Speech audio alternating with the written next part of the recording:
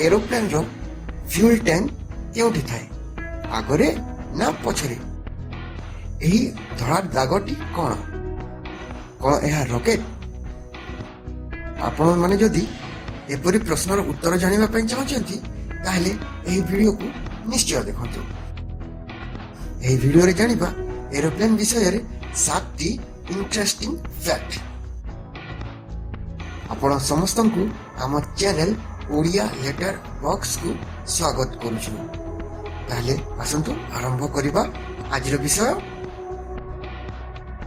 Fact number 7 मु आपण को पचारिथिली जे एरोप्लेन रो फ्यूल केउठी थाए। एबे किछि लोक कहिबे आगरे थाए किछि लोक कहिबे पछरे थाए किंतु ना बोली एरोप्लेन रो फ्यूल टैंक तारो डेणा अर्थात तारो विंग्स रे थाए। एरोप्लेन रो फ्यूल टैंक जदि आगरे थांता ताहले एरोप्लेन टी आगु नई पड़ंता एवं पछरे थिले पछकु नई पड़ंता। तेणु एरोप्लेन रो सेंटर ऑफ ग्रेविटी को संतुलित रखिबा पई एरोप्लेन रो विंग्स रे ही फ्यूल स्टोर करा जाए। विंग्स जोगु ही एरोप्लेन को लिफ्ट मिले। एथि पई एरोप्लेन टी उड़िला बेले विंग्स रे ही चाप पड़े। विंग्स रे थिवा फ्यूल टैंक रे फ्यूल भर्ती थिले विंग्स द्वय संतुलित रहे एवं एरोप्लेन टी मध्य संतुलित रहे। फैक्ट नंबर 6 बेले बेले पायलट माने एरोप्लेन रो फ्यूल बाहर को छाड़ी दियंती। आपण माने कहिबे एते महंगा फ्यूल को पायलट बाहर को काहे की छाड़ती याकू फ्यूल डंपिंग कहा जाए। परिस्थिति रे पड़ी बाध्य होई फ्यूल डंप करा जाए। फ्यूल डंपिंग काहे की करा जाए ताहा जानिबा पई सर्वप्रथमे हमको जानिबा को पड़िबो जे एरोप्लेन रो टेक ऑफ वेट एवं एरोप्लेन रो लैंडिंग वेट कोन। एरोप्लेन रो टेक ऑफ वेट हेउची एरोप्लेन रो body weight plus passenger weight plus baggage weight plus fuel weight एवं एरोप्लेन रो लैंडिंग वेट हेउची एरोप्लेन रो body weight plus passenger weight plus baggage weight. हाँ बंधुगण एथिरे फ्यूल वेट न थाए कारण लैंडिंग समय रे एरोप्लेन रो फ्यूल टैंक रे फ्यूल बळका न थाए। एरोप्लेन रो सुरक्षित लैंडिंग पाई तार लैंडिंग वेट टी टेक ऑफ वेट ठारू निश्चित भाव रे कम हेवा दरकार। एही कथा को ध्यान रे रखी एरोप्लेन डिजाइन करा जाए एवं सही हिसाब रे ही एरोप्लेन रो यात्रा हिसाब रे एरोप्लेन रे फ्यूल भर्ती करा जाए। सपोज गोटे कमर्शियल प्लेन ए रु बी को यात्रा करिवार अछि ताहले बी रे पहुंचबा समय रे एरोप्लेन रो फ्यूल टैंक खाली हो जाए।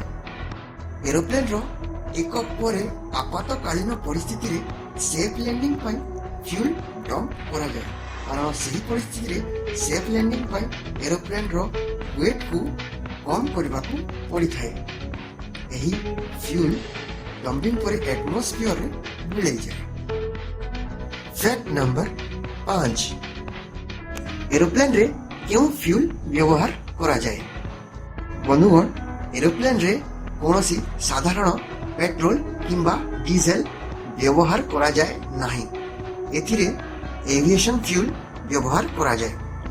एविएशन फ्यूल अनेक प्रकारर यथा jet A1 jet B aviation gasoline इत्यादि किंतु एरोप्लेन रे जेट A1 फ्यूल व्यवहार करा जाए। हाँ बंधुगण यह विशुद्ध केरोसिन। केरोसिन रो फ्लैश पॉइंट 38 डिग्री सेल्सियस एवं फ्रीजिंग पॉइंट -47 डिग्री सेल्सियस। एबे आपण पचारिबे फ्लैश पॉइंट कोन।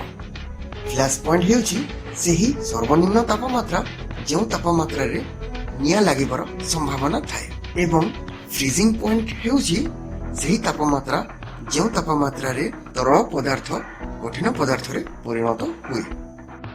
एरोप्लेन टी जो उच्चता रे उड़े सेही उच्चता रे तापमान प्राय -40 डिग्री सेल्सियस थाए। तेणु एरोप्लेन रे जेट A1 फ्यूल को व्यवहार करा जाए। ଫ୍ୟାକ୍ଟ ନମ୍ବର 4 ଆପଣମାନେ କେବେ ନୋଟିସ୍ କରିଛନ୍ତି କି ଯେ ଏରୋପ୍ଲେନ୍ର ଗୋଟିଏ ୱିଙ୍ଗରେ ଗ୍ରୀନ୍ ଲାଇଟ୍ ଏବଂ ଅନ୍ୟ ୱିଙ୍ଗରେ ରେଡ୍ ଲାଇଟ୍ ଥାଏ। ଏହା ସହିତ ଏରୋପ୍ଲେନ୍ର ଟେଲ୍ ଅର୍ଥାତ୍ ପଛରେ ହ୍ୱାଇଟ୍ ଲାଇଟ୍ ଥାଏ। ଏଗୁଡ଼ିକ ନେଭିଗେସନ୍ ଲାଇଟ୍।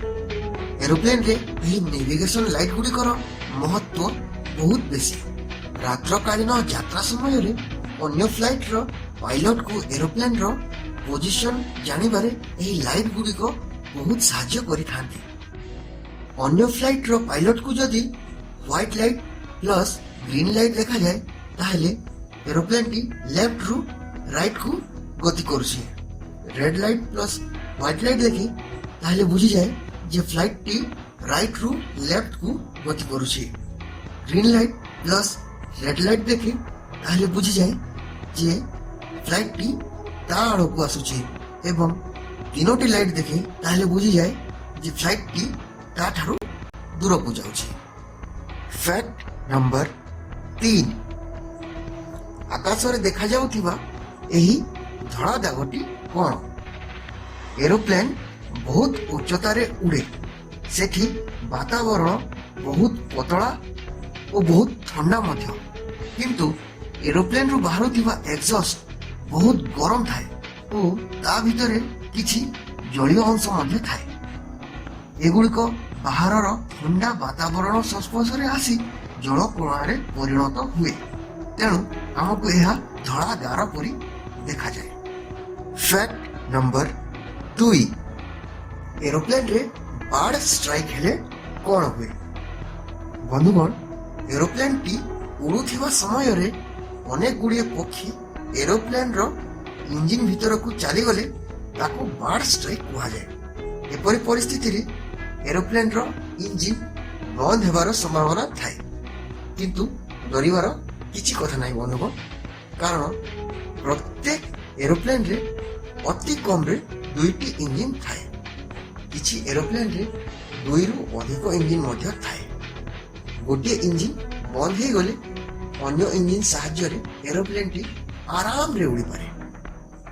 ଫ୍ୟାକ୍ଟ ନମ୍ବର 1 ବନ୍ଧୁଗଣ, ଏରୋପ୍ଲେନ୍ଟି ବହୁତ ଉଚ୍ଚତାରେ ଏବଂ ବହୁତ ଜୋର ବେଗରେ ଉଡ଼େ। ଆପଣଙ୍କ ମନରେ ପ୍ରଶ୍ନ ଉଠିପାରେ ଯେ ଏରୋପ୍ଲେନ୍ରେ ଯାତ୍ରା କରିବା ସୁରକ୍ଷିତ କି? ହଁ ବନ୍ଧୁଗଣ, ଏରୋପ୍ଲେନ୍ରେ ଯାତ୍ରା କରିବା ସବୁଠାରୁ ସୁରକ୍ଷିତ। ଷ୍ଟାଟିଷ୍ଟିକ୍ ଡାଟା କହେ କାରରେ ଯାତ୍ରା କରିବା ଠାରୁ ଫ୍ଲାଇଟ୍ରେ ଯାତ୍ରା କରିବା 1000 ଗୁଣ ସୁରକ୍ଷିତ। 2015ର ଇଣ୍ଟରନ୍ୟାସନାଲ ଏୟାର ଟ୍ରାନ୍ସପୋର୍ଟ ଆସୋସିଏସନର ରିପୋର୍ଟ ଅନୁସାରେ 45 ଲକ୍ଷ ଫ୍ଲାଇଟ୍ରେ କେବଳ ଗୋଟିଏ ମାତ୍ର ହିଁ ଦୁର୍ଘଟଣା ଘଟିଥିଲା। ଯଦି ଭିଡ଼ିଓଟି ଭଲ ଲାଗିଥାଏ ତାହେଲେ ଲାଇକ୍ କରନ୍ତୁ, ସେୟାର କରନ୍ତୁ। ଯଦି ଆପଣ ଆମ ଚ୍ୟାନେଲରେ ନୂଆ ଅଟନ୍ତି ତାହେଲେ ଚ୍ୟାନେଲକୁ ସବସ୍କ୍ରାଇବ୍ କରି ନିଅନ୍ତୁ। ପାଖରେ ଥିବା ବେଲ୍କୁ ନିଶ୍ଚୟ ଦବାନ୍ତୁ।